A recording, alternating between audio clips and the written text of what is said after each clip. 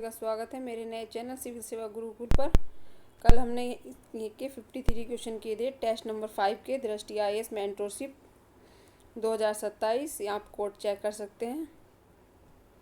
और वीडियो अच्छी लगे तो चैनल को लाइक सब्सक्राइब कर देना और वीडियो को शेयर करना अधिक से अधिक। और इसका PDF आपको मेरे टेलीग्राम ग्रुप पर मिल जाएगा। टेलीग्राम का लिंक मैंने डिस्क्रिप्शन बॉक्स में से आप ले सकते हैं। यहाँ पर क्वेश्चन नंबर 54 से देखेंगे। क्वेश्चन नंबर 54 है, नदी संतुलन और आधार तल के संबंध में निम्नलिखित कथनों पर विचार कीजिए। यहाँ पर बताना है, ऑप्शन 1 है और हमसे क्या पूछा गया, यहाँ पर सही पूछा है, कथन सही बताना होगा। एक नदी को तब संतुलित माना जाता है जब उसकी परिवहन क्षमता उसके द्वारा वहन किए जाने वाले अवसाद भार के साथ संतुलन में होती है। ऑप्शन 1 यहाँ पर बिल्कुल सही है। नदी का संतुलन सामान्यतः मुहाने के पास शुरू होता है और धीरे धीरे ऊपर की ओर बढ़ता है। ऑप्शन 2 भी यहाँ पर सही है। ऑप्शन 3 यहाँ पर झीलें प्रतिरोधी चट्टानें और सहायक नदियों के संगम स्थानीय आधार तल के रूप में कार्य करती है। ऑप्शन 3 भी यहाँ पर सही है। यानी यहाँ पर आंसर क्या होगा, 1 2 3 4, यानी आंसर होगा डी। 54 का आंसर होगा डी। क्वेश्चन नंबर 55 है,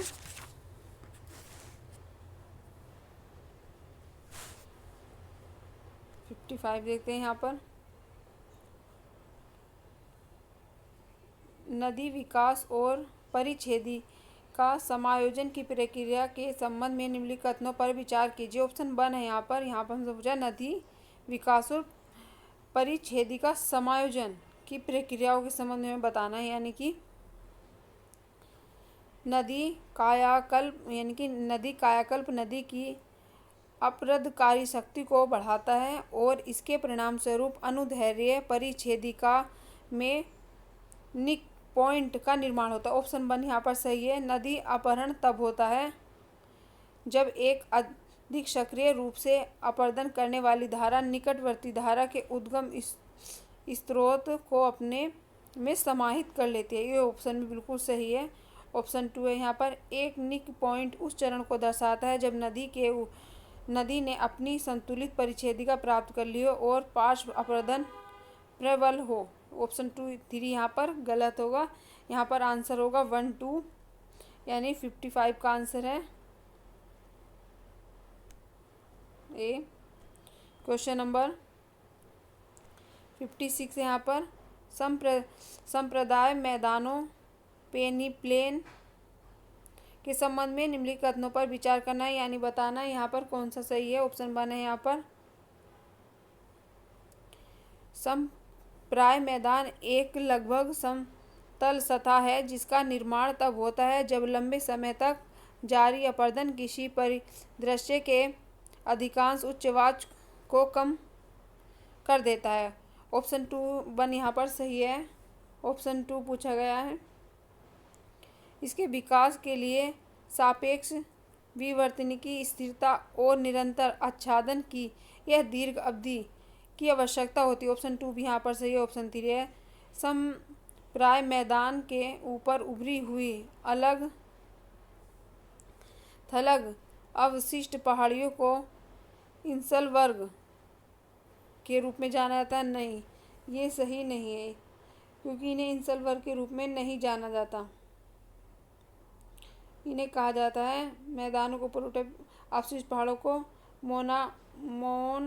मोनाडार्कोनोक, इनको कहा जाता है मोनाडार्कोनोक, ना कि इंसेल वर्ग नहीं कहा जाता। इसीलिए ये ऑप्शन यहाँ पर गलत होगा। 3 यहाँ पर आंसर बनेगा ए।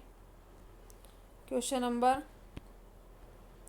57 है, भू आकृति और उसके विवरणों के निम्नलिखित युग्मों में सुमेलित सही बताना है। यहाँ पर भी देख लें, उत्तर हमें सही बताना है। यहाँ पर भू आकृति है और विवरण दिया गया है। पेडिप्लेन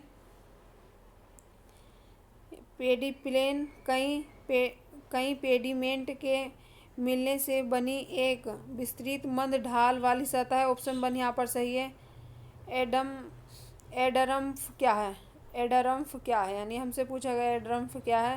पेंग के परिदृश्य विकास मॉडल में अंतिम रूप निम्न उच्च आवाज वाली सतह, ये ऑप्शन भी सही है। ऑप्शन 3 है यहाँ पर मोनाडनॉक ये है समप्राय मैदान के ऊपर उठी हुई एक पृथक अवशिष्ट गिरी। ऑप्शन 3 भी यहाँ पर सही है, यानी यहाँ पर आंसर होगा डी। क्वेश्चन नंबर 58 है। महासागरीय जलधाराओं और तटीय जलवायु पारिस्थितिकी तंत्र पर उनके प्रभाव के संबंध में निम्नलिखित कथनों पर विचार करना है। उच्च अक्षांशों पर महासागरीय परिसंचरण सामान्यतः चक्रवर्ती प्रतिरूप का अनुसरण करता है, जबकि महाद्वीप के पश्चिमी तटों पर गर्म धाराएं समुद्री समुद्री जलवायु को उत्पन्न करती हैं। ऑप्शन 1 सही है। ऑप्शन 2 है यहाँ पर उष्णकटिबंधीय उपोष्णकटिबंधीय क्षेत्रों में महाद्वीपों के पश्चिमी तटों पर ठंडी धाराएं शुष्क पारिस्थितिकी के अनुकूलन होती हैं, जबकि पूर्वी तटों पर गर्म धाराएं आर्द्र जलवायु के अनुकूल होती है। ऑप्शन 2 यहाँ पर 58 का सही है। ऑप्शन 3 है। गर्म और ठंडी महासागरीय धाराओं का मिश्रण प्लेवक की वृद्धि और प्रमुख मत्स्य क्षेत्रों के विकास को बाधित करता है। नहीं, गर्म और ठंडी जलधाराओं का मिश्रण ऑक्सीजन की पुनः आपूर्ति करता है और प्लेवक की वृद्धि को बढ़ाता है, और इसमें क्या गया है, बाधित नहीं करता है, वो बढ़ाता है और विश्व के कुछ प्रमुख मत्स्य क्षेत्रों का निर्माण करता है। यानी ऑप्शन यहाँ पर 3 रॉन्ग होगा, और यहाँ पर आंसर होगा 58 का ए। क्वेश्चन नंबर 59 है। 59 है। निम्नलिखित कथनों पर विचार करना है और बताना है कि कौन सा सही है और कौन सा गलत है। यहाँ पर भी एल्बिडो आगामी और विकिरण के उस भाग को संदर्भित करता है जो अंतरिक्ष में वापिस परावर्तित होता है। ऑप्शन 1 सही है। पार्थिव विकिरण, यह है पार्थिव विकिरण लघु तरंग और आतपन को अवशोषित करने के बाद पृथ्वी द्वारा उत्सर्जित दीर्घ तरंग ऊर्जा है, और यही वह प्रक्रिया है जो मुख्य रूप से वायुमंडल का नीचे से तापन करती है। ऑप्शन 2 भी यहाँ पर सही है। ऑप्शन और देखते हैं यहाँ पर। ग्रीन हाउस प्रभाव इसलिए उत्पन्न होता है क्योंकि वायुमंडलीय गैस विशेष रूप से कार्बन डाइऑक्साइड दीर्घ तरंग पार्थिव विकिरण के लिए मुख्य रूप से पारदर्शी होता है, जबकि लघु तरंग और विकिरण की अत्यधिक ये क्या सौर विकिरण की अत्यधिक को अवशोषित करता है। यानी यहाँ पर ये ऑप्शन 3 वाला रॉन्ग होगा, और आंसर यहाँ पर होगा ए। 59 का आंसर होगा ए। क्वेश्चन नंबर यहाँ पर हम 60 देखते हैं। 60 में क्या पूछा गया है। यहाँ पर निम्नलिखित कथनों पर विचार कीजिए। यहाँ पर पूछा है कोई वायु पार्सल जो ऊपर उठने के पश्चात अभी अभी संतृप्त हुआ है ऊपर उठना जारी रख सकता है, भले ही असंतृप्त अवस्था में वह पहले स्थिर रहा हो। यानी यहाँ पर और ऑप्शन दिए गए हैं और हमें बताना है इनमें सर्वोत्तम व्याख्या कौन करता है। ऑप्शन 1 पढ़ते हैं यहाँ पर। संघनन के बाद गुप्त ऊष्मा का मुक्त होना ऊपर उठते वायु पार्सल के शीतलन की दर को कम करता है। ये तो सही कह रहा है, क्योंकि इन्होंने पूछा था कि कोई वायु पार्सल जो ऊपर उठने के पश्चात अभी भी संतृप्त हुआ है। ऑप्शन 2 है यहाँ पर वायुमंडल। यहाँ पर ऑप्शन है वायुमंडल तब पूर्णतः स्थिर हो जाता है जब सामान्यतः ह्रास दर शुष्क रुद्धोष्म ह्रास दर से अधिक होती है। ये ऑप्शन तो इसकी अपेक्षा में सही नहीं लग रहा। एक यहाँ पर 60 में 60 देखते हैं। 60 का थर्ड है। एक आरोही वायु पार्सल तब संतुलन प्राप्त करता है जब उसका तापमान आसपास के वायुमंडल के तापमान से कम हो जाता है। यानी ये भी सही नहीं है, ये इसकी सही व्याख्या ऊपर की नहीं कर रहा। यानी यहाँ पर निम्नलिखित कथनों पर अभिकथन का सर्वोत्तम व्याख्यान कौन कर रहा है, यानी यहाँ पर इसका सबसे अच्छा व्याख्यान जो कर रहा है ये फर्स्ट वाला ही कर रहा है। तो यहाँ पर आंसर होगा डी। 60 में आंसर होगा डी। क्वेश्चन नंबर 61 है, वैश्विक वायुमंडलीय संचरण सेल के संदर्भ में निम्नलिखित कथनों पर विचार करना है। हेडली सेल की विशेषता अत्यधिक तापन के कारण अतः उष्णकटिबंधीय अभिसरण क्षेत्र ITCZ के वायु का ऊपर उठना और 30 डिग्री उत्तर दक्षिण के पास उपोष्णकटिबंधीय उच्च वायु पेटियों में अवतलन है। ऑप्शन 1 यहाँ पर सही है। ऑप्शन 2 देखते हैं, और हमसे यहाँ पे किसके वायुमंडलीय परिसंचरण सेल के बारे में पूछा गया। और ऑप्शन 2 फेरेल सेल मध्य अक्षांशों में एक तापीय रूप से अप्रत्यक्ष सेल है जहाँ सतही वायु पछुआ पवनों के रूप में ध्रुवों की ओर बढ़ती है और उपध्रुवीय निम्न वायुदाब पेटी के निकट ऊपर बढ़ते हैं, यानी ये ऑप्शन भी बिल्कुल सही है। ऑप्शन 3 यहाँ पर ध्रुवीय सेल ध्रुवों से ऊपर उठने वाली कोष्ण वायु यानी 30 डिग्री अक्षांश के पास अवतलित होने वाली वायु द्वारा संचालित एक तापीय रूप से अप्रत्यक्ष सेल है, जिसे पृथ्वी के ध्रुवों पर एक स्थायी निम्न वायुदाब का निर्माण होता है। यानी ऑप्शन 61 में ऑप्शन 3 की सही व्याख्या नहीं कर रहा।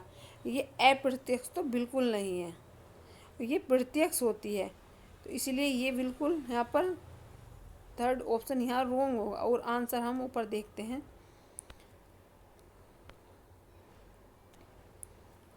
61 का आंसर देखते हैं। यहाँ पर आंसर होगा सी, यानी 1 2 सही है यहाँ पर। क्वेश्चन नंबर 62 है, निम्नलिखित कथनों पर विचार कीजिए। ऑप्शन 1 है यहाँ पर पश्चिमी विक्षोभ पूर्वी भूमध्य सागर के अनुदिश उत्पन्न होते हैं और पछुआ जेट धाराओं के प्रभाव में पूर्व की ओर गतिमान होते हैं। ये ऑप्शन बिल्कुल सही है। ऑप्शन 2 यहाँ पर उत्तर पश्चिमी भारत में होने वाले शीतकालीन वर्षा जो रबी की फसलों के लिए अत्यधिक लाभकारी, ये कह रहा है कि अत्यधिक लाभकारी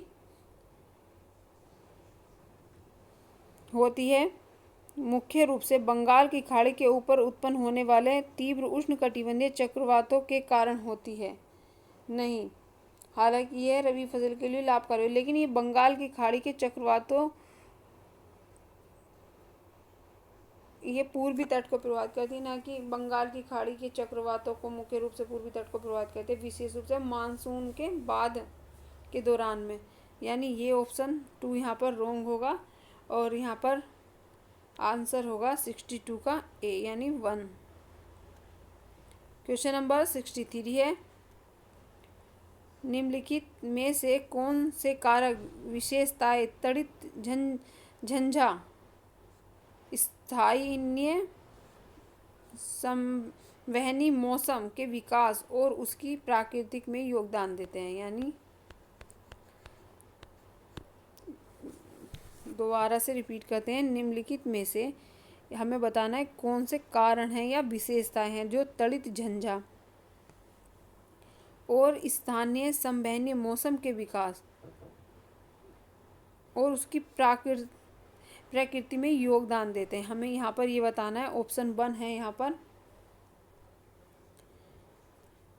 आर्द्र मौसम, यानी कि आर्द्र गर्म दिनों में तीव्र संवहन, जिससे अच्छी तरह से विकसित कपासी मेघों का निर्माण होता है। ये ऑप्शन बिल्कुल सही है। संवहनीय गतिविधि के दौरान अपर्याप्त नमी की उपस्थिति, जिससे धूल भरी आंधियाँ उत्पन्न हो सकती हैं। ये ऑप्शन भी सही है। ऑप्शन 3 है यहाँ पर आरोही कोष्ण वायु का तीव्र ऊर्ध्व प्रवाह, जिसके कारण बादल बहुत अधिक ऊंचाई पर बढ़ जाते हैं, जहां शून्य से कम तापमान होता है। ऑप्शन 3 भी सही है। गतिज ऊर्जा का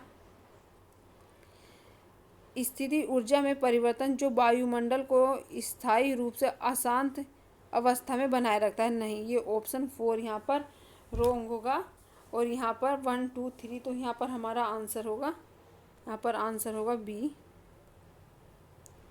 63 का आंसर होगा बी। 1 2 3 4 से 3 सही है, यहाँ पर 4 यहाँ पर रोंग होगा। क्वेश्चन नंबर 64 देखते हैं। भारतीय मानसून से संबंधित उष्णकटिबंधीय पूर्वी जेट और सोमाली जेट के संदर्भ में हमें बताना है कि कौन सा ऑप्शन यहाँ पर सही होगा।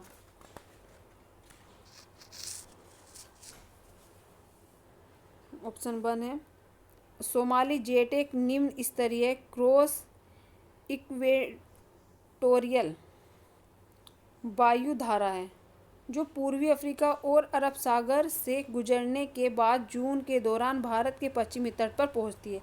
ये ऑप्शन बिल्कुल सही कह रहा है और हमसे यहाँ पर कटिबंधीय पूर्वी जेट और सोमाली जेट के संदर्भ में हमसे पूछा गया। ऑप्शन 2 है यहाँ पर उष्णकटिबंधीय पूर्वी जेट ग्रीष्म ऋतु के दौरान भारत के ऊपर तब विकसित होती है जब उष्णकटिबंधीय पछुआ जेट भारत के उत्तर की ओर स्थानांतरित हो जाती है। यानी यहाँ पर ऑप्शन 2 भी बिल्कुल सही होगा।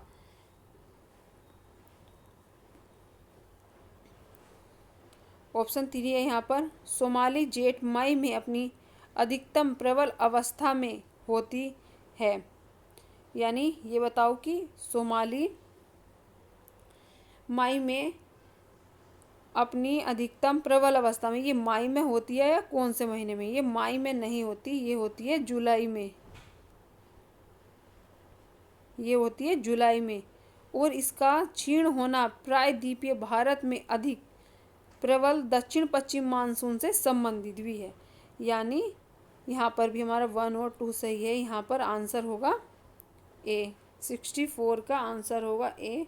क्वेश्चन नंबर 65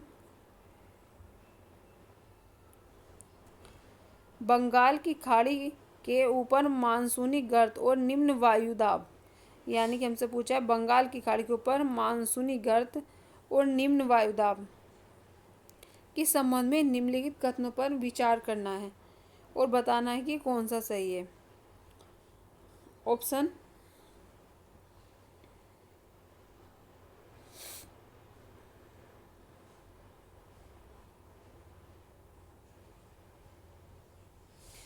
ऑप्शन 1 देखते हैं।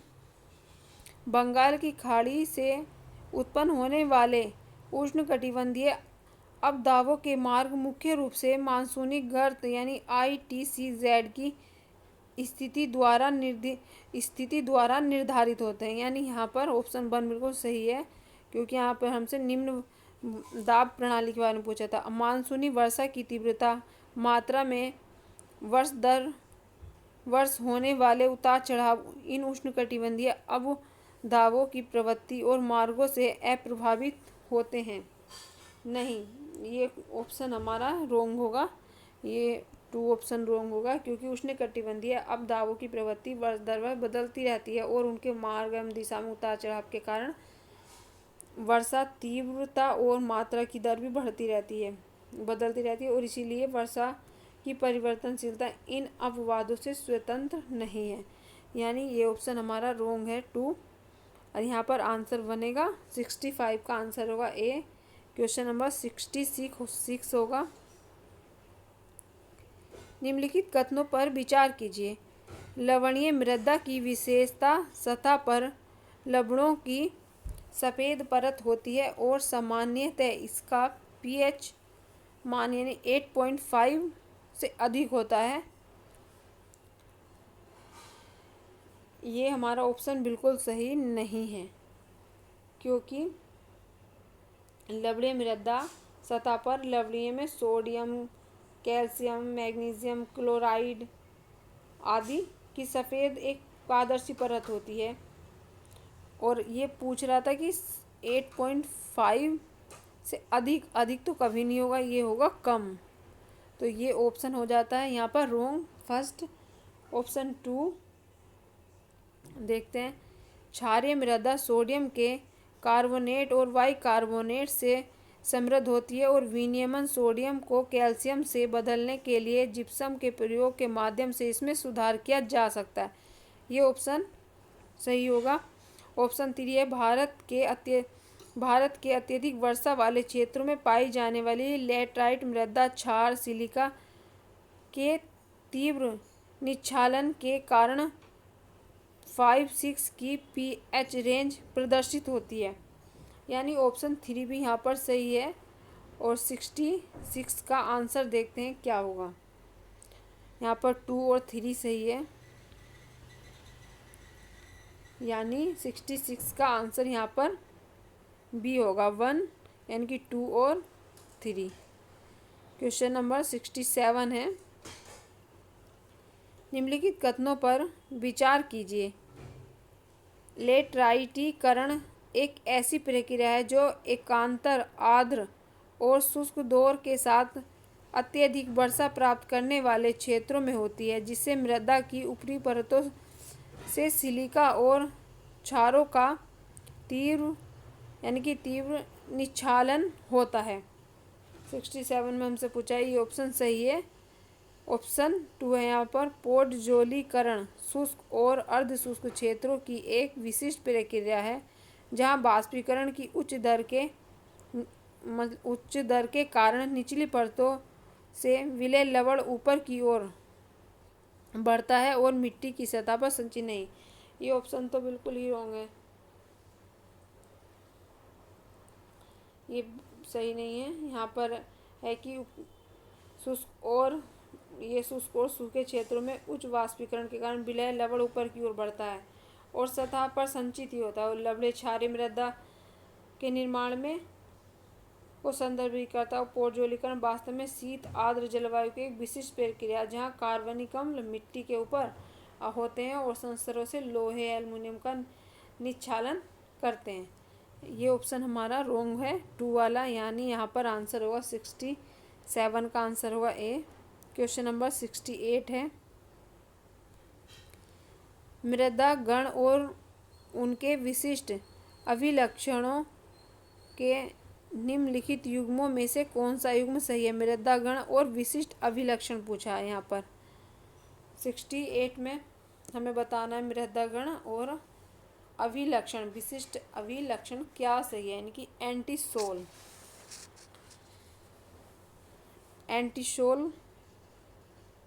और सही दोनों जगह हमसे सही पूछा है।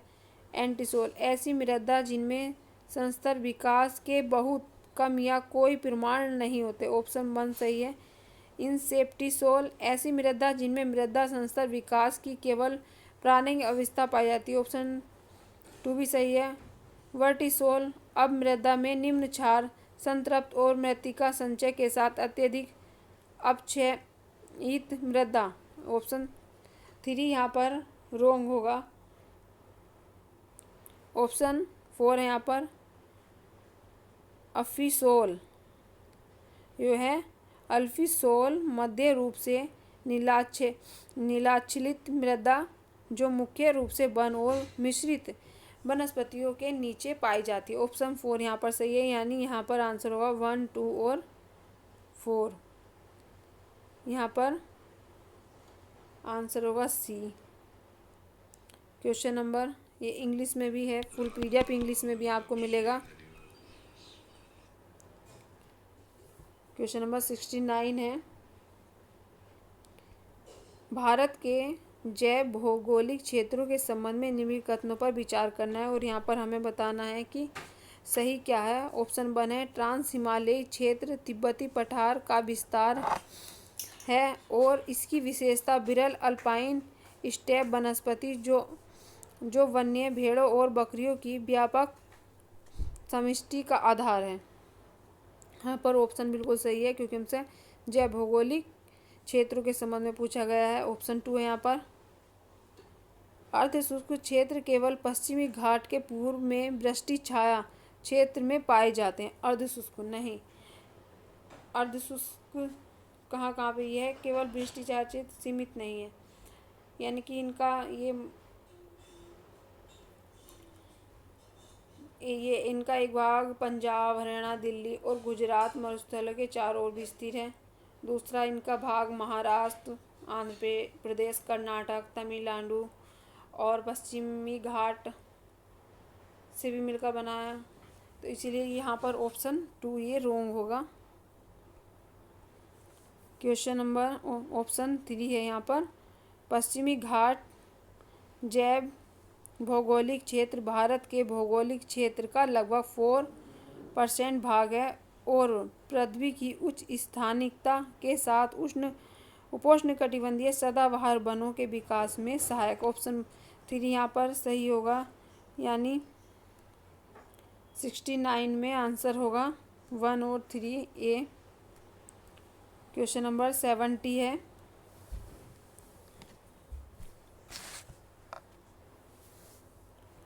पूर्वी भारत के एक जिला प्रशासन ने पाया कि क्षेत्र में उत्पादित एक पारंपरिक हस्तशिल्प को हाल ही में भौगोलिक उपदर्शन यानी जीआई टैग प्राप्त हुआ है। स्थानीय आजीविका में सुधार के लिए प्रशासन ने उत्पादकों को इसकी पंजीकृत भौगोलिक पहचान का उपयोग करके उत्पादन का विपणन करने के लिए प्रोत्साहित किया, स्थानीय मूल्यवर्धन को बढ़ावा दिया और इस हस्तशिल्प के आधार पर पर्यटन का विकास किया। इसके परिणाम स्वरूप रोजगार के अवसर में वृद्धि हुई और स्थानीय अर्थव्यवस्था क्षेत्र के अद्वितीय संसाधन और सांस्कृतिक आधार के साथ अधिक निकटता से संबंधित बनी।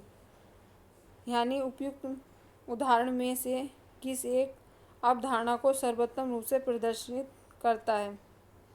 यहाँ पर देखते हैं 70 हमसे पूछा गया है।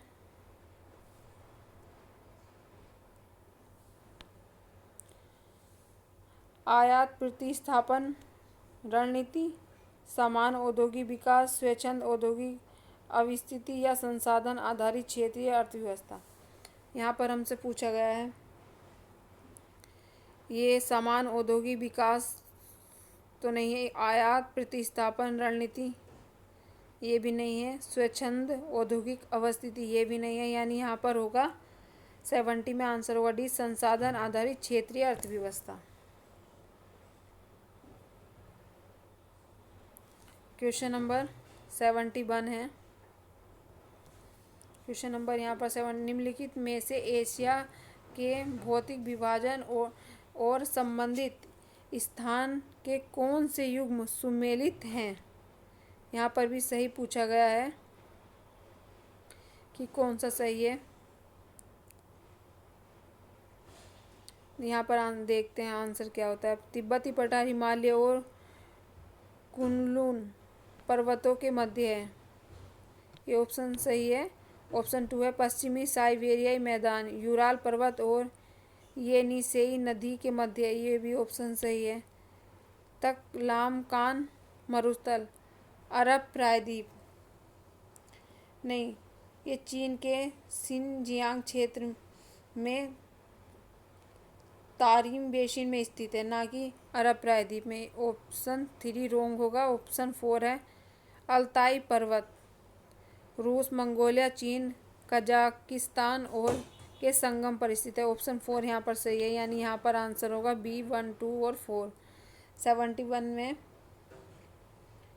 आंसर होगा बी। क्वेश्चन नंबर 72 है। प्रमुख एशियाई नदियों और उन जल निकायों के निम्नलिखित युग्मों में से कौन सा युग्म सही सुमेलित है जिनमें वे विसर्जित होते हैं। अमू दरिया, अरल सागर ये सही है। तारिम नदी कैरिबियन सागर नहीं, तारिम नदी चीन के शिनजियांग क्षेत्र के तारिम बेसिन में प्रवाहित होती है, इसलिए ये ऑप्शन रॉन्ग होगा 2 वाला। और यह कैरिबियन सागर में नहीं गिरती बल्कि ये बेसिन में ही समाप्त हो जाती है तथा ऐतिहासिक रूप से यह लोपनूर झील तक पहुंचती है। लोपनूर झील भी लिख लेना यहाँ पर। ऑप्शन 3 है यहाँ पर मैकांग नदी दक्षिण चीन सागर, ये ऑप्शन सही है। ऑप्शन 4 है सिंधु नदी अरब सागर, ये भी सही है। यानी 3 सही है, 4 सही है और 1 सही है और 2 यहाँ पर रॉन्ग है। तो यहाँ पर आंसर होगा 1, 3 और 4। आंसर होगा बी। 72 का आंसर होगा बी। 73 प्रमुख जल डमरू मध्य और उनके द्वारा जोड़े जाने वाले जल निकायों के संबंध में निम्नलिखित कथनों में कौन सा सुमेलित है? मलक्कल जल डमरू मध्य, अंडमान सागर और दक्षिणी चीन सागर, ये ऑप्शन सही है। होर्मुज जल डमरू मध्य, फारस की खाड़ी और ओमान की खाड़ी, ये भी सही है। बाब अल मंदेब जल डमरू मध्य, भूमध्य सागर लाल सागर, नहीं ये वाला सही नहीं है। ये अदन की खाड़ी, ये है अदन की खाड़ी नहीं जोड़ता, ना कि भूमध्य सागर में। भूमध्य सागर को लाल सागर से स्वेज नहर से जोड़ता है, इसीलिए ये वाला यहाँ पर हमसे सही पूछा गया था। ये है कि बाब अल मंदेब जल डमरू मध्य लाल सागर को अदन की खाड़ी से जोड़ता है। किससे जोड़ता है? ये अदन की खाड़ी से, ना कि लाल सागर को इससे जोड़ता है। यानी यहाँ पर ऑप्शन 3 यहाँ पर रोंग होगा। 73 का ये रोंग होगा। ऑप्शन 4 है यहाँ पर बेरिंग जल डमरू मध्य चूक चीन सागर और बेरिंग सागर को, ये ऑप्शन 4 सही है। यहाँ पर आंसर होगा बी। क्वेश्चन नंबर 74 है। निम्नलिखित कथनों पर विचार कीजिए। भूमध्य रेखा इंडोनेशिया श्रीलंका से होकर गुजरती है। 74 ये ऑप्शन सही नहीं है। यानी 74 में हमसे पूछा गया है कि भूमध्य रेखा इंडोनेशिया श्रीलंका से होकर गुजरती है, ये ऑप्शन गलत। कर्क रेखा सऊदी अरब पाकिस्तान भारत चीन से होकर गुजरती है और हमसे यहाँ पर सही उत्तर पूछ रखा। निम्नलिखित कथनों में से कौन सा कथन सही है?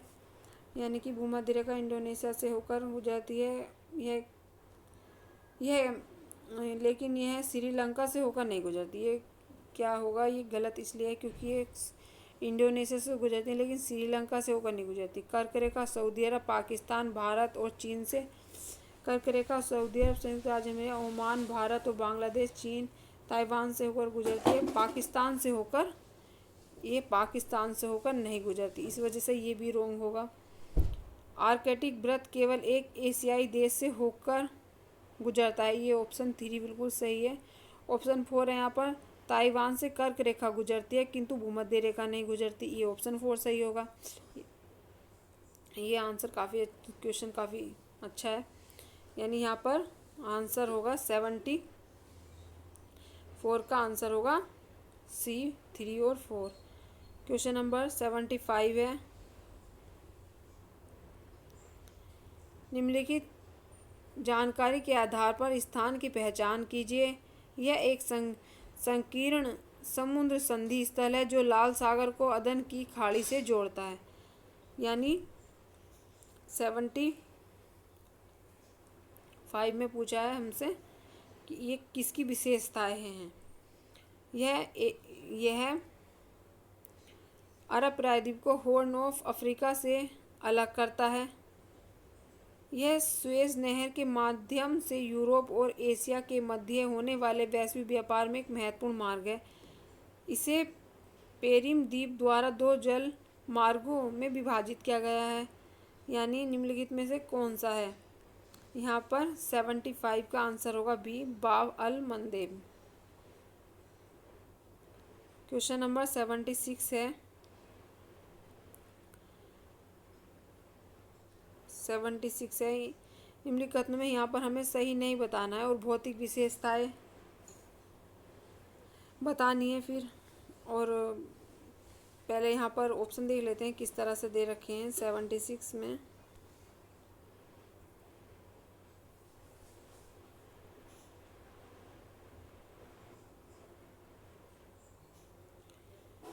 यहाँ पर सुमेलित नहीं बताना है। एटलस पर्वत उत्तरी अफ्रीका, ये सही है। इथोपियाई हाईलैंड्स, ये भी सही है। कांगो बेसिन, ये भी सही है। और कालहारी बेसिन पश्चिमी अफ्रीका, ये सही नहीं है। इसीलिए यहाँ पर 76 में आंसर डी होगा। कालहारी बेसिन दक्षिण अफ्रीका, पश्चिम अफ्रीका नहीं, ये दक्षिण अफ्रीका होगा। तो इसीलिए यहाँ पर, और हमसे सही नहीं पूछा गया, तो यहाँ पर आंसर होगा डी। क्वेश्चन नंबर 77 है।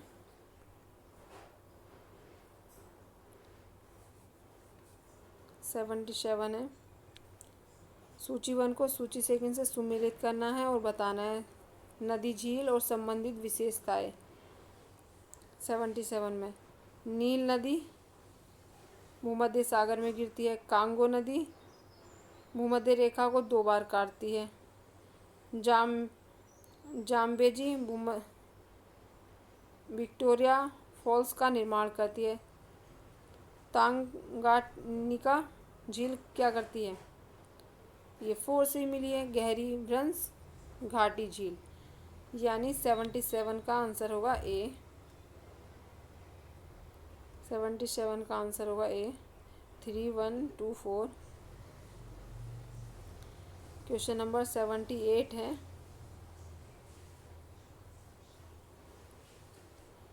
पश्चिम से पूर्व की ओर निम्नलिखित भौगोलिक क्रम पर विचार करना। जिब्राल्टर जलसंधि, गिनी की खाड़ी, केप आगुल्हास, मोजाम्बिक चैनल। और हमें बताना है पश्चिम से पूर्व, यानी कि इस तरह, ये ईस्ट से वेस्ट में हमें लेके चलना है। तो सबसे पहले होगा जिब्राल्टर, फिर गिनी की खाड़ी, फिर केप अगुल्हास और मोजाम्बिक चैनल, यानी यहाँ पर आंसर होगा 1, 2, 3, 4। ये सही मैचिंग है। क्वेश्चन नंबर 79 है।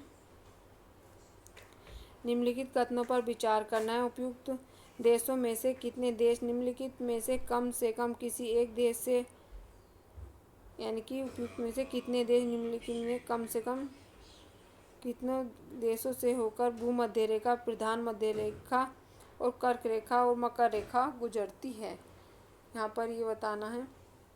देश हैं केन्या, घाना, बोत्सवाना, अल्जीरिया। 79 में तो भूमध्य रेखा केन्या से होकर भी गुजरती है, और प्रधान मध्यवाह रेखा घाना से होकर गुजरती है, और मकर रेखा बोत्सवाना से होकर गुजरती है। बल्कि कर्क रेखा अल्जीरिया से होकर गुजरती है। यहाँ पर ऑप्शन होगा 79 का डी, 4। क्वेश्चन नंबर 80 है।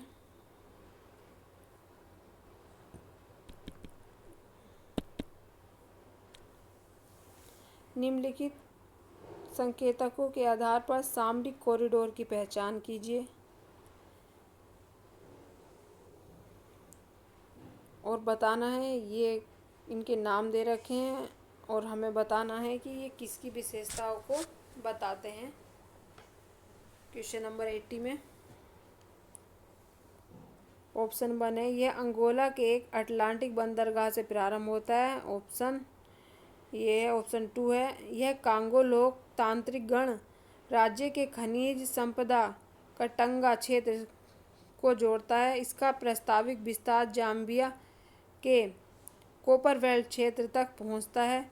इसे मध्य एवं दक्षिण अफ्रीका को वैश्विक बाजार से जोड़ने के लिए रेल व्यापार लॉजिस्टिक मार्ग के रूप में विकसित किया जा सकता है।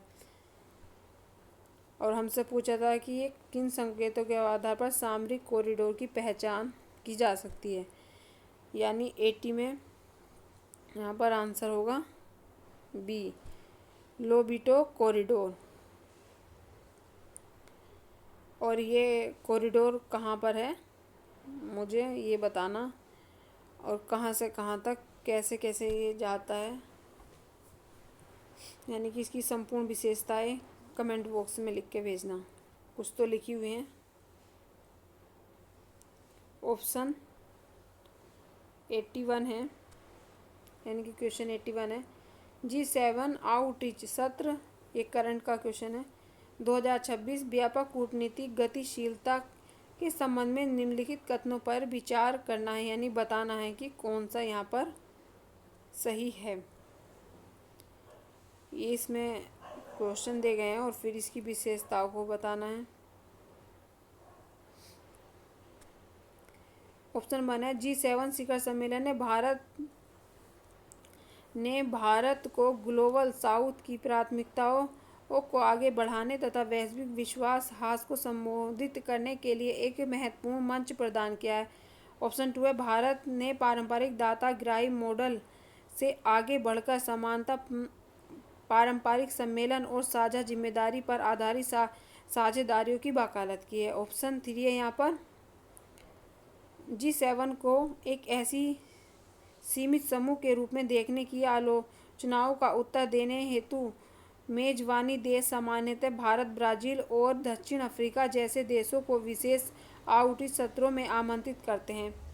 अब यहाँ पर बताएं उपयुक्त का निष्कर्ष उपयुक्त कथनों में से सर्वाधिक तार्किक रूप से निकाला हमें जा सकता है, यानी कि यहाँ पर हम ये देखना है ऑप्शन निम्नलिखित में से कौन सा निष्कर्ष उपयुक्त कथनों में से सर्वाधिक तार्किक रूप से निकाला जा सकता है। ऑप्शन 1 है यहाँ पर G7 संरचनात्मक रूप से यह स्वीकार करता है कि प्रभावी रूप से अंतर्राष्ट्रीय मुद्दों का समाधान करने के लिए अपने औपचारिक लोकतांत्रिक औद्योगिक सदस्य यानी कि औद्योगिक सदस्य से बाहर प्रमुख उभरती अर्थव्यवस्था के साथ सहयोग भागीदारी आवश्यक है। ऑप्शन ये उसकी सही व्याख्या करता है, नहीं अभी हम करता है पहले वाले का जो है ये इसकी ये सही व्याख्या तो ऊपर वाले की कर रहा है, देखते हैं। हाँ, क्योंकि कह रहा है कि औद्योगिक सदस्यता के बाहर प्रमुख उभरती अर्थव्यवस्था में सहभागिता। ऑप्शन यहाँ पर 2 देखते हैं भारत मौजूदा वैश्विक विकास ढांचों को मूलतः असमान मानता है, केवल वित्तीय सहायता के बजाय प्रणालीगत सुधार और समान न्याय संगत भागीदारी की वकालत भी करता है। ऑप्शन 2 भी यहाँ पर सही है। ऑप्शन 3 देखते हैं।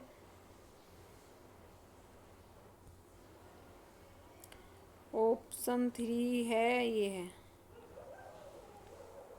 G7 अपने मुख्य सदस्य स्थायी रूप से विस्तार करते हुए भारत और दक्षिण अफ्रीका को शामिल करता है ताकि वैश्विक आर्थिक शासन में वैश्विक दक्षिण का प्रतिनिधित्व औपचारिक रूप से सुनिश्चित किया जा सके। नहीं, ये ऑप्शन सही नहीं है। यह भारत और दक्षिण अफ्रीका जैसे देशों को आउटरीच सत्रों के लिए अतिथि के रूप में आमंत्रित किया जाता है। इसका अर्थ यह नहीं निकाला जा सकता है जिससे उनकी सदस्यता का स्थायी विस्तार हुआ है, यानी यहाँ पर ऑप्शन 3 रॉन्ग होगा और यहाँ पर आंसर होगा ए।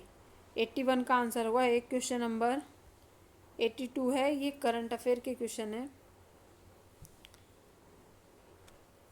हांगकांग कन्वेंशन एक बहुपक्षीय ढांचा जो समकालीन भारत में महत्वपूर्ण चर्चा प्राप्त कर रहा है, मुख्य रूप से निम्नलिखित में से किसके लिए वैश्विक मानकों को संस्थागत रूप देने का प्रयास करता है। यहाँ पर 82 में बताना है हमें यहाँ पर क्या सही है। और हांगकांग कन्वेंशन एक बहुपक्षीय ढांचा है, यानी हम इसका डायरेक्ट क्या होगा, हम इसका डायरेक्ट आंसर ही करेंगे।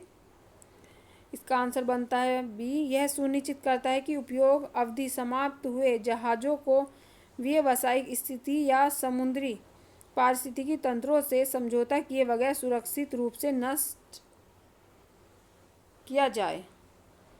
और यहाँ पर बहुपक्षीय जो समकालीन महत्व में चर्चा प्राप्त कर रहा है, यानी 82 में यहाँ पर आंसर होगा बी। क्वेश्चन नंबर 83 है यहाँ पर ब्रिक्स आंतरिक सहयोग संबंध के कथनों पर हमें सही में ही विचार करना है और सही ही हमसे यहाँ पर पूछा गया है। हमसे पूछा गया है कि इसके कौन कौन से इसके बारे में इसकी विशेषताओं को बताते हैं। ऑप्शन 1 देखते हैं। ऑप्शन 1 है ब्रिक्स अंतरिक्ष एजेंसियों की बैठक 2026 भारत की ब्रिक्स अध्यक्षता के अंतर्गत भारतीय अंतरिक्ष अनुसंधान संगठन इसरो द्वारा आयोजित की गई थी। ऑप्शन 1 यहाँ पर सही है। ऑप्शन 2 है यहाँ पर बैठक के केंद्र बिंदु में से एक BRICS remote sensing satellite convention को सुदृढ़ करना, सतत अंतरिक्ष संचालन को बढ़ावा देना। ऑप्शन 2 भी यहाँ पर सही है। ऑप्शन 3 देखते हैं। ब्रिक्स अंतरिक्ष परिषद को सभी ब्रिक्स अंतरिक्ष कार्यक्रम के लिए एक स्थायी निर्णय निर्माण निकाय के रूप में पहले ही स्थापित किया जा चुका था। नहीं, ब्रिक्स अंतरिक्ष परिषद का प्रस्ताव केवल बैठकों के दौरान संस्थागत सहयोग को बढ़ाने हेतु किया गया। इसे अभी तक एक स्थायी निर्माण निकाय के रूप में स्थापित नहीं किया गया है। ठीक है, तो यहाँ पर ऑप्शन 3 रॉन्ग हो जाता है और यहाँ पर आंसर होगा ए। 83 में आंसर होगा ए। क्वेश्चन नंबर 84 है।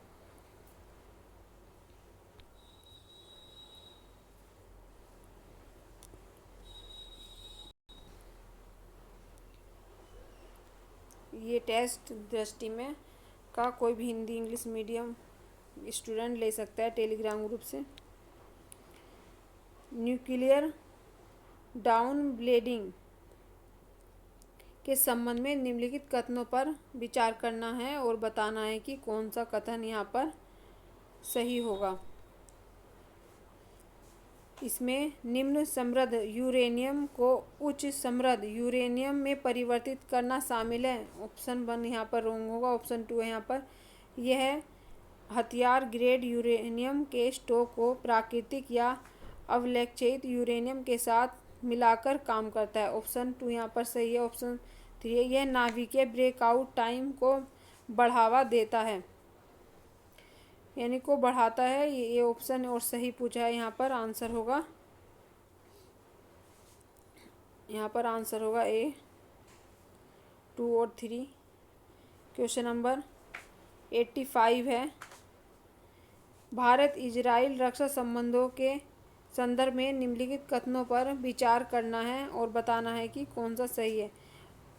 भारतीय वायुसेना इजराइल के बहुपक्षीय ब्लू फ्लैग अभ्यासों में भाग लेती है और भारतीय नौसेना के जहाज अक्सर हाइफा में सद्भावना पोर्ट कॉल करते हैं। ऑप्शन 1 सही है। ऑप्शन 2 है बराक मिसाइल प्रणाली को रक्षा अनुसंधान एवं विकास संगठन DRDO और इजराइल एरोस्पेस इंडस्ट्रीज द्वारा संयुक्त रूप से विकसित किया गया है और भारत इसे भारतीय सशस्त्र बलों की तीनों सेवाओं द्वारा तैनात करता है। ऑप्शन 2 भी यहाँ पर सही है और 1 भी, यानी यहाँ पर आंसर होगा C 1 और 2।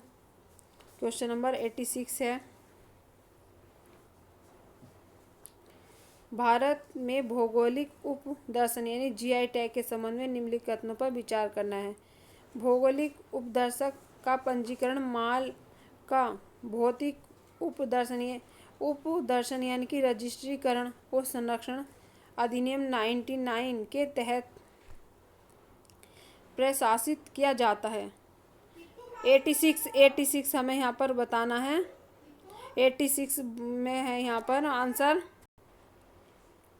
ऑप्शन 2 है। यहाँ पर एक GI टैग 20 वर्षों की अवधि के लिए सुरक्षा प्रदान करता है। 20 वर्ष नहीं होते, यहाँ पर 10 वर्ष होता है। ये ऑप्शन 2 तो यहाँ पर रॉन्ग हो जाएगा, जिसे भारत पंजीकरण को अनिवार्य रूप से सार्वजनिक डोमेन में स्थानांतरित किया जाता है। ऑप्शन 2 यहाँ पर रॉन्ग होगा। ऑप्शन 3 है यहाँ पर वाणिज्य और उद्योग मंत्रालय के तहत उद्योग संवर्धन और आंतरिक व्यापार विभाग DPIIT GI टैग पंजीकरण की देखरेख करता है। ऑप्शन 3 यहाँ पर सही है और 1 यहाँ पर सही है, यानी यहाँ पर आंसर हो जाएगा C।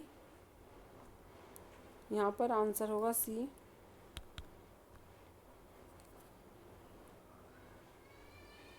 क्वेश्चन नंबर 86 का आंसर होगा C। क्वेश्चन नंबर 87 है। भारत सेवा उत्पादन सूचकांक के संबंध में निम्नलिखित कथनों पर विचार कीजिए। सेवा उद्यमों की बाहरी आपूर्ति एवं उच्च आवृत्ति वाले वस्तु एवं सेवा कर जीएसटी डेटा की उपलब्धता ने एक विश्वसनीय सेवा उत्पादन सूचकांक के संकलन को संभव बना दिया है। यानी ऑप्शन 1 यहाँ पर सही है। ये कथन कारण करके पूछा गया है, इसमें से बताना है कि कौन सा सही है।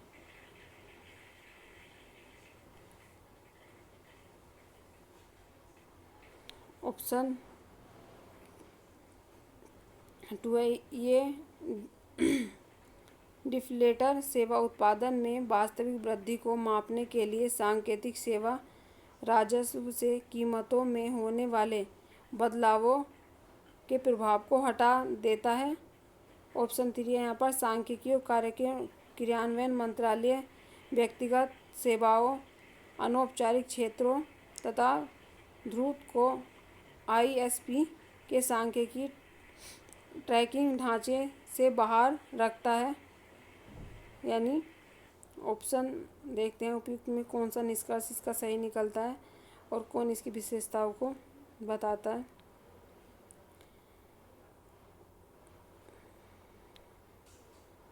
इसको ऊपर कर लेते हैं, तो यहाँ से पढ़ते हैं ऑप्शन के अनुसार जैसे जैसे ऑप्शन यहाँ पर दे रखे हैं।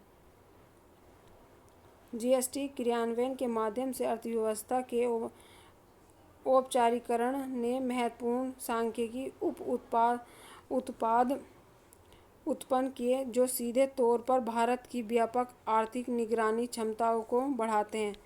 ऑप्शन 1 यहाँ पर सही उसकी विशेषता बताता है। डिप्लेटर्स के अनुप्रयोग के बिना सांकेतिक सेवा टर्नओवर मूल्य मुद्रास्फीति और उत्पाद मात्रा को आपस में संयोजित कर वास्तविक आर्थिक विस्तार को गलत रूप से प्रस्तुत करेगा। ये भी सही है। ऑप्शन 3 कहता है सेवा उत्पाद सूचकांक का उद्देश्य भारत की असंगठित और व्यक्तिगत सेवा गतिविधियों की संपूर्णता को कैप्चर करने के बजाय विशेष रूप से औपचारिक बाजार संचालित आर्थिक उत्पादन को सटीक रूप से मापता है। यानी यहाँ पर ये तीनों ही सही व्याख्या कर रहे हैं। और क्वेश्चन है हमारा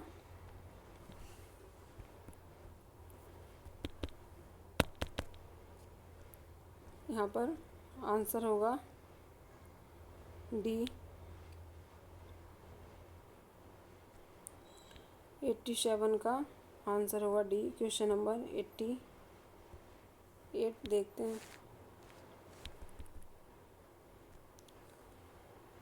एमएसएमई दिवस 2026 उद्यमी भारत के संबंध में निम्नलिखित कथनों पर विचार कीजिए।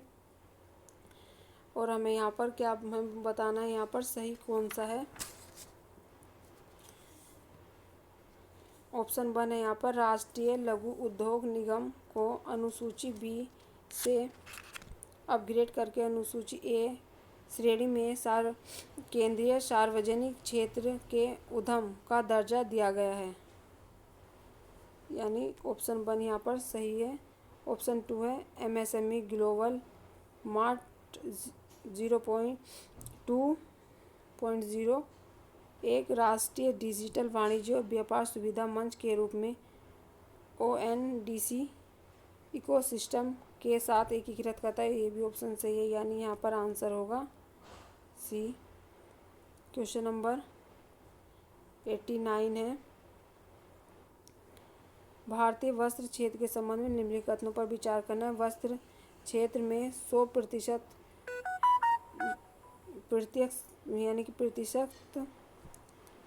प्रत्यक्ष विदेशी निवेश यानी एफडीआई यानी वस्त्र क्षेत्र में एफडीआई को 100% स्वचालित मार्ग से अनुमति है। ऑप्शन 1 यहाँ पर सही है। ऑप्शन 2 है भारत विश्व स्तर पर वस्त्र एवं परिधान का छठा सबसे बड़ा निर्यातक है जो विश्व वस्त्र निर्यात का लगभग 4% हिस्सा है। ऑप्शन 2 भी सही है। ऑप्शन 3 यहाँ पर जिलों को निर्यात केंद्र के रूप में विकसित करने की पहल का उद्देश्य जिला स्तरीय निर्यात पारिस्थितिकी तंत्र को सुदृढ़ करना तथा निर्यात की तत्परता में सुधार करना है।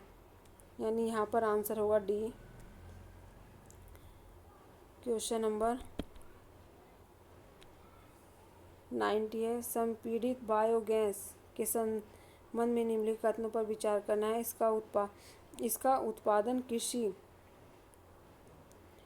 कृषि अवशेषों और पशुओं के गोबर, जैविक अपशिष्ट पदार्थों के वायवीय अपघटन के माध्यम से किया जाता है। 90 पूछा है, यानी यहाँ पर ऑप्शन ए और हमसे संपीड़ित बायोगैस, ये ऑप्शन रॉन्ग होगा। इसकी कैलोरीफिक वैल्यू संपीड़ित प्राकृतिक गैस की तुलना में काफ़ी कम है। ऑप्शन 2 भी यहाँ पर रॉन्ग होगा, कम नहीं होती, तुलनीय ही होती है।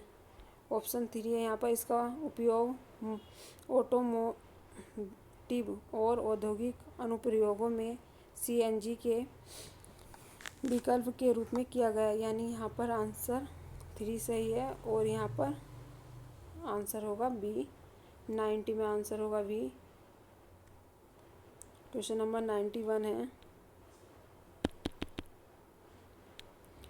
परंपरागत उत्पादों को हाल ही में भौगोलिक उपदर्शन टैग प्रदान किए जाने के संदर्भ में निम्नलिखित कथनों पर विचार करें। उपयुक्त में से कितने उत्पादों को झारखंड से भौगोलिक उपदर्शक जीआई टैग की मान्यता प्राप्त है? यहाँ पर सोहराई चित्रकला, ये भी सही है और हमसे कहा झारखंड के बारे में। कुचाई रेशमी साड़ी, ये भी सही है। डोकरा शिल्प, ये भी सही है और जादो पट्टिया चित्र, ये भी सही है, यानी यहाँ पर आंसर होगा डी। 91 का आंसर होगा डी। क्वेश्चन नंबर 92 है बायोचार के संबंध में निम्नलिखित कथनों पर विचार करना है और बताना। बायोचार के उत्पादन से सिन गैस और बायो ऑयल जैसे उपयोगी सह उत्पाद प्राप्त हो सकते हैं, जिनका नवीकरणीय ऊर्जा स्रोतों के रूप में उपयोग किया जाता है। ऑप्शन 1 यहाँ पर सही है। ऑप्शन 2 है बायोचार का उत्पादन जैव भार को प्रचुर मात्रा में ऑक्सीजन की उपस्थिति में पूर्ण दहन द्वारा किया जाता है, यानी ऑप्शन 2 यहाँ पर रॉन्ग होगा। यहाँ पर आंसर होगा ए। 92 का आंसर है ये। क्वेश्चन नंबर 93 है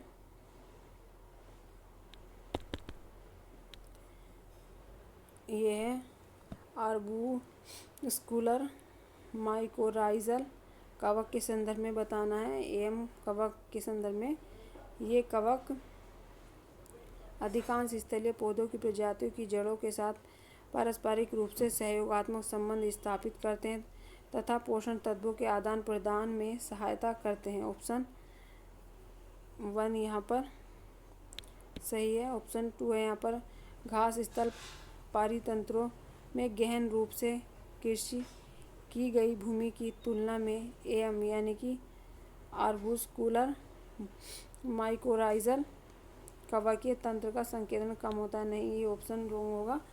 यहाँ पर आंसर होगा ए।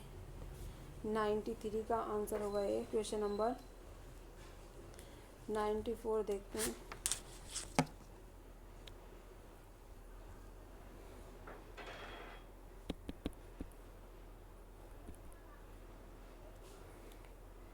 CSIR की स्मार्ट विलेज पहल के संबंध में निम्नलिखित कथनों पर विचार करना और बताना कौन सा सही। इसका उद्देश्य ग्रामीण विकास में विज्ञान प्रौद्योगिकी का एकीकरण करना है। ऑप्शन सही है। यह केवल कृषि उत्पादन पर केंद्रित और आजीविका विविधीकरण को शामिल नहीं करता। ये ऑप्शन यहाँ पर रॉन्ग होगा। ऑप्शन 3 है यह सतत अपसंरचना ग्रामीण सुरक्षा को बढ़ावा देगा। ये ऑप्शन 3 है, यानी यहाँ पर आंसर होगा ए। क्वेश्चन नंबर 95 है हेमिस महोत्सव के संबंध में निम्नलिखित कथनों पर विचार करना है। यह तिब्बती चंद्र लैंडर्स के अनुसार 30 से चू माह के 10वें दिन लद्दाख के हेमिस मठ में प्रतिवर्ष मनाया जाता है। ये ऑप्शन सही है। ऑप्शन 2 है यहाँ पर यह उत्सव गुरु पद्म संभव की जयंती के उपलक्ष्य में मनाया जाता है, जिन्हें तिब्बती बौद्ध धर्म में द्वितीय बौद्ध के रूप में पूजा जाता है। ऑप्शन 2 भी यहाँ पर सही है। ऑप्शन 3 है बौद्ध भिक्षुकों द्वारा पवित्र चाम मुखौटा नृत्य बुराई पर अच्छाई की विजय के प्रतीक के रूप में। इसे ऑप्शन 4 है यहाँ पर उत्सव के दौरान प्रत्येक वर्ष गुरु पद्म संभव की एक विशाल श्रृंखला प्रदर्शित की जाती है। ऑप्शन 4 यहाँ पर रॉन्ग है, ऐसा नहीं है। ये 12 साल के एक तिब्बती मंकी वर्ष के दौरान प्रदर्शित की जाती है, यानी कि ऑप्शन यहाँ पर होगा ए सही है। 95 में आंसर होगा ए। क्वेश्चन नंबर 96 बताना है। 96 हाल ही में खबरों में रहा हे माँ डम्पी का सर्वोत्तम वर्णन किया गया है। यहाँ पर आंसर होगा भी मंदिर स्थापत्य की एक शैली जिसकी विशेषता तारे के आकार की योजनाएं और बिना गारे की सूखी चिनाई। यहाँ पर आंसर होगा बी। क्वेश्चन नंबर 97 है। मेकेदातु परियोजना के संबंध में निम्नलिखित कथनों पर विचार करना है। मेकेदातु परियोजना कावेरी नदी पर तमिलनाडु राज्य में प्रस्तावित है। यहाँ पर ऑप्शन सही है। कावेरी नदी का उद्गम पश्चिमी घाट की ब्रह्मगिरी श्रेणी में स्थित ताल कावेरी से हुआ है। ये ऑप्शन सही नहीं है। कावेरी का उद्गम कर्नाटक के कोडालुम क्षेत्र में पश्चिमी घाट की ब्रह्मगिरी पहाड़ियों में हुआ है। तो ये पश्चिमी घाट की ब्रह्मगिरी में से होता है। और यहाँ पर हमसे सही पूछा था, यानी कि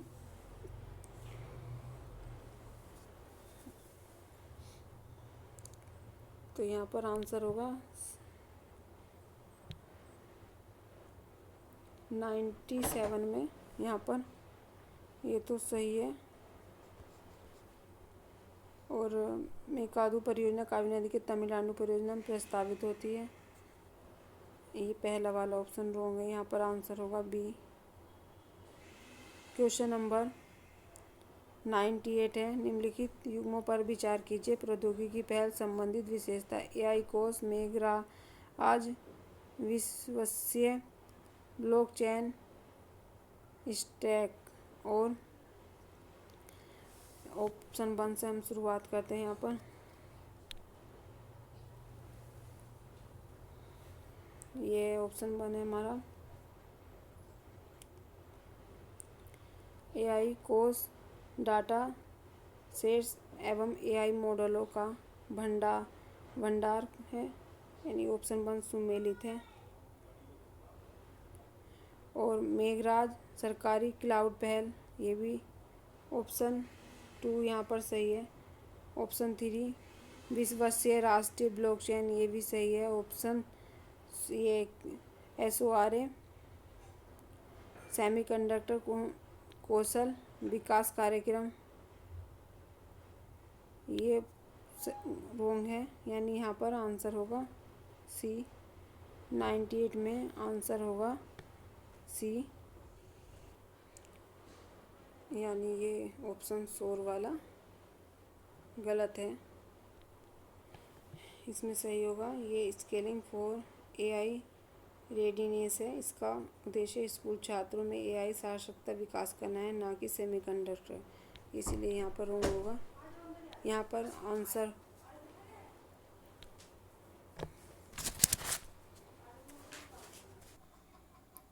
यानी क्वेश्चन नंबर 99 है। यहाँ पर ग्राफ 3 के प्रयोग के संदर्भ में निम्न कथनों पर विचार करना है, यानी इसकी फुल फॉर्म होगी गामा रे एस्ट्रोनॉमी PEV ऊर्जा चरण 3। यह एक गामा रे खगोल विज्ञान केंद्र है जिसे उच्च ऊर्जा कॉस्मिक किरणों के अध्ययन के लिए डिज़ाइन किया गया है। ऑप्शन 1 यहाँ पर सही है। ऑप्शन 2 है म्यूऑन का पता लगाता है तब उत्पन्न होता है तब कॉस्मिक किरणें पृथ्वी के ऊपर वायुमंडल से परस्पर क्रिया करती है। ऑप्शन 2 यहाँ पर सही है। यह ऑप्टिकल टेलीस्कोपों का उपयोग करके कॉस्मिक किरणों द्वारा उत्सर्जित प्रकाश को कैप्चर करता है। ऑप्शन 3 यहाँ पर होंगे, यानी यहाँ पर आंसर होगा ए। क्वेश्चन नंबर 100 है। यहाँ पर देखते हैं 100 क्या है। 100 है प्रोजेक्ट निम्बस के संदर्भ में निम्न कथनों पर विचार करना है। ऑप्शन 1 है यहाँ पर प्रोजेक्ट निम्बस इजराइल सरकार द्वारा गूगल एवं अमेज़न के बीच एक क्लाउड कंप्यूटिंग समझौता। ऑप्शन 1 यहाँ पर सही है। इसका मुख्य उद्देश्य केवल सैन्य अनुप्रयोग हेतु एआई आधारित निगरानी उपकरण उपलब्ध कराना है। ऑप्शन 2 यहाँ पर होगा। यह परियोजना डेटा संप्रभुता सुनिश्चित करने हेतु प्रसंस्करण सर्वर प्रशासन को इजराइल में ही स्थानीय रखती है, यानी ऑप्शन 3 यहाँ पर सही है, यानी यहाँ पर आंसर होगा 100 का बी। आप सभी को वीडियो अच्छी लगे तो चैनल को लाइक सब्सक्राइब कर देना। इसका PDF टेलीग्राम ग्रुप में डिस्क्रिप्शन बॉक्स में मेरा टेलीग्राम लिंक है, वहाँ पर आप सभी को मिल जाएगा। आज और टेस्ट नंबर 6 इस संडे को होगा, वो हम मंडे या थर्सडे तक कर लेंगे।